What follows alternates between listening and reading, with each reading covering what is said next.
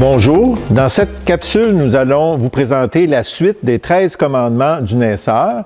Dans la première capsule, nous avons vu les 7 premiers commandements qui couvraient la période du tarissement jusqu'à la fin de gestation. Dans la seconde capsule, nous allons voir les étapes importantes de la fin de gestation, la journée de l'agnelage et les jours qui suivent la naissance jusqu'au sevrage. L'étape numéro 8 des 13 commandements du naisseur, la régie en fin de gestation. C'est probablement l'étape la plus importante de la prévention de la mortalité néonatale. En effet, dans cette période, l'alimentation doit être optimale, particulièrement pour les brebis prolifiques. En effet, tout manque dans l'alimentation peut conduire à des problèmes comme la toxémie de gestation, l'hypocalcémie et aussi au poids des agneaux qui peuvent être plus légers à la naissance parce que l'alimentation de fin de gestation procure un bon poids des agneaux à la naissance si elle est respectée correctement. On parle aussi de quantité et de qualité du colostrum qui est aussi directement lié à la qualité de l'alimentation en fin de gestation. C'est aussi une période où il faut bien préparer nos brebis pour l'agnelage. En effet, c'est le temps de faire la tonte, de faire le parage des onglons, de vacciner les brebis, particulièrement pour l'entérotoxémie, le tétanos et la lymphadénite caséeuse, faire en sorte que les brebis aussi aient un taux suffisant de vitamine AD et de vitamine E sélénium pour justement que nos brebis soient au maximum de leur santé ou leurs conditions à l'agnelage. C'est aussi le temps, si nécessaire, de compléter la prévention contre les avortements qui a été initiée généralement soit en mi-gestation ou soit au début de la gestation quand on parle, par exemple, de toxoplasmose.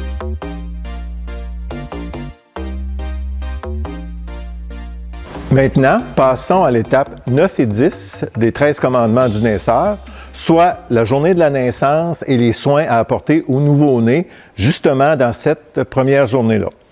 Le premier secret d'un succès à ce moment-ci, c'est la présence du berger ou de la bergère pour surveiller les naissances, surveiller tout problème d'agnelage, de malposition au niveau des agneaux et s'assurer aussi de la prise du colostrum le plus rapidement possible par l'agneau.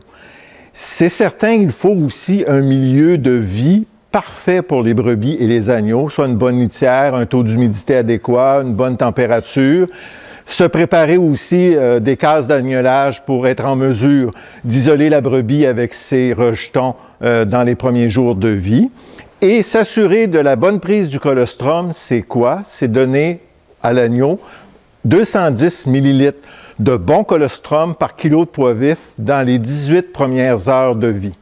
C'est s'assurer aussi que les nombris soient bien désinfectés avec un bon produit. On recommande un trempage d'une quinzaine de secondes avec un produit d'iode forte dilué entre 2 à 4 % ou de la chlorhexidine à 0,5 % dilué aussi comme l'iode avec de l'alcool. Il faut aussi s'assurer dans les 2 premières journées de vie de faire une bonne identification de l'animal et aussi, je conseille toujours de donner de la vitamine AD et de la vitamine E sélénium à l'agneau pour faire en sorte qu'il soit le plus fort possible pour résister au milieu environnant qui contient toujours malheureusement certains agents pathogènes.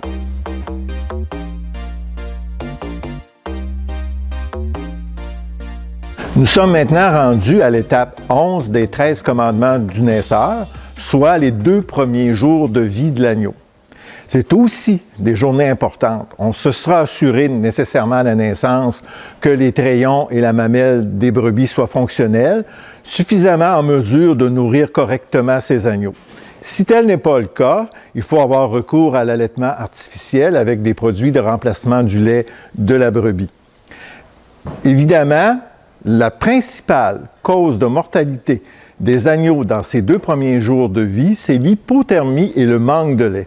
Donc, c'est une chose très, très importante à surveiller à cette étape. On aura bien entendu assuré la pose des identifiants et aussi les injections de vitamine AD et de vitamine E sélénium si ça n'a pas été fait autour de la naissance. Dans toutes les étapes qui régissent autour de la naissance, le groupe de recherche sur les ovins de l'Université Laval a produit d'excellentes capsules que je vous invite à aller consulter.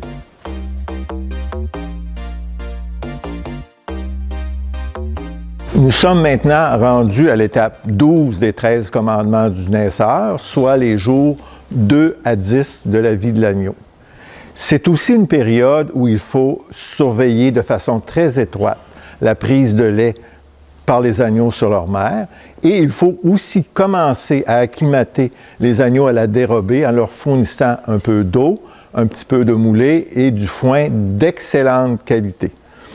C'est aussi à cette période où on commence à remarquer des pertes dues à des maladies comme les pneumonies, les arthrites ou la diarrhée. À ce moment, il faut se poser les questions suivantes. Est-ce que les agneaux ont reçu suffisamment de colostrum? Est-ce qu'ils sont aussi dans un milieu de vie adéquat au niveau de la température, de l'humidité, du paillage?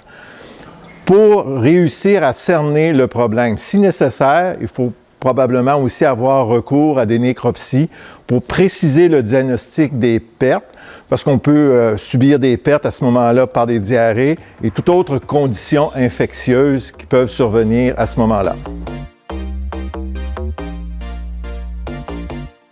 Les arthrites sont principalement causées par soit une mauvaise désinfection du nombril ou l'absence de désinfection du nombril, puisque les microbes prennent la circulation du sang de l'agneau via le cordon ombilical. À ce moment-là, il faut s'assurer de revoir la stratégie autour de la désinfection des nombrils. C'est une condition difficile à traiter qui cause beaucoup de douleur à l'agneau et c'est possible de l'éviter, surtout en saison estivale avec la présence de mouches parfois dans la bergerie qui augmente les probabilités de contamination. On rencontre aussi à cette période de vie beaucoup de cas de pneumonie qui sont causés principalement par de mauvaises conditions d'ambiance. Il y a des microbes qui causent des pneumonies qui sont très violents, comme le Mannemia hemolytica, qu'il faut mentionner ici aussi, qui est une des principales causes de mamite aiguë chez la brebis, chez les agneaux qui têtent la brebis ou les agneaux voleurs qui contaminent ces brebis-là et qui causent potentiellement aussi des mortalités au niveau des brebis. Et on retrouve aussi beaucoup de cas de diarrhée. Ça peut partir dès l'âge de 2 jours ou 3 jours jusqu'à une semaine ou 10 jours d'âge. On rencontre la colibacillose, qui est une diarrhée jaune peu sévère qui se résout relativement bien avec des électrolytes ou des antibiotiques. On peut rencontrer aussi des cas beaucoup plus graves de colisepticémie avec une bactérie qu'on appelle entéropathogène qui cause des mortalités très rapidement et aussitôt que 2 jours de vie, qui est très difficile à traiter.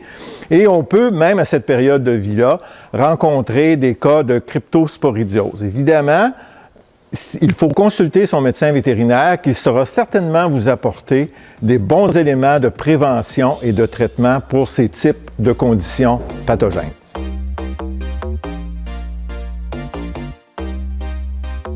Et maintenant, le 13e commandement, soit les journées 10 au sevrage. À cette période, il est important de grouper les agneaux et les brebis par groupe d'âge d'agnelage pour éviter, entre autres, la contamination par différents agents pathogènes des agneaux plus vieux vers les plus jeunes.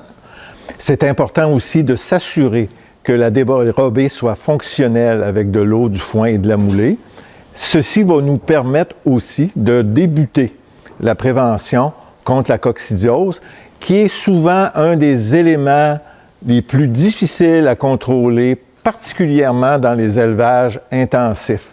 La contamination se fait aux agneaux dès la naissance. Donc, il faut assurer un milieu de vie adéquat, la litière, l'humidité, etc., pour diminuer la pression d'infection. Là aussi, l'importance du nettoyage et de la désinfection des aires d'agnelage le plus régulièrement possible est à préconiser. Dans cette période aussi, nous allons rencontrer à peu près les mêmes conditions qu'on rencontrait dans les premiers jours de vie, soit des pneumonies, soit des diarrhées qui vont prendre souvent d'autres formes et être moins mortelles que dans les premiers jours de vie, mais on doit vraiment s'assurer d'avoir le bon diagnostic pour le bon traitement, s'assurer aussi que les brebis ont suffisamment de lait pour favoriser une croissance adéquate des agneaux.